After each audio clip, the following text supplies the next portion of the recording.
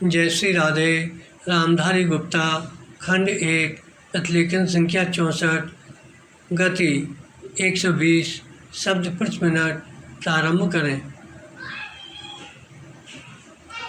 अध्यक्ष महोदय, उसके लिए सब कुछ करना है तो फिर कृषि उत्पादन का जो मूल आधार है, उस खाद और पानी की जो व्यवस्था है, जब उस पर ही कर लगाया जाता है तो मेरे मन में आता है कि कहीं वित्त मंत्री महोदय अपनी ही बात को अपने ही सिद्धांतों के द्वारा तो काट नहीं रहे हैं। विराम।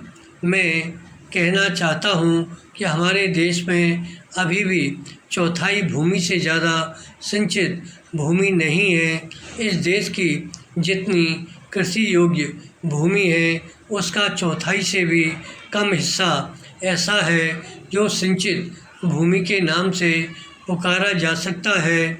मेरी राय में अब समय आ गया है, जबकि पिछले 2-3 वर्षों की नीति पर फिर विचार किया जाए और एक मात्रा में घाटे के बजट का सहारा लेकर ही सही आर्थिक तथा सामाजिक विकास योजनाओं की गति को बहुत बढ़ा दिया जाए।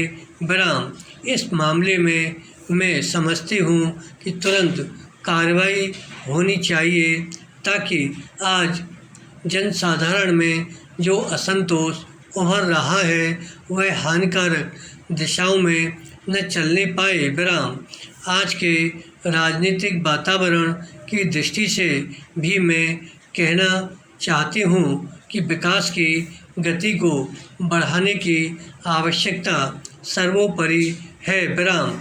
जहाँ तक नए बजट के अंतर्गत कर नीति का संबंध है, अच्छा होता यदि मिट्टी के तेल जैसी वस्तुओं पर अतिरिक्त कर न लगाया जाता। मेरी राय में इस प्रकार के करों से बचना ही उचित है, परंतु वस्तुस्थिति कुछ ऐसी लगती है कि प्रायः गरीबों पर करों का भार लादे बिना सरकार की गाड़ी आगे बढ़ ही नहीं सकती।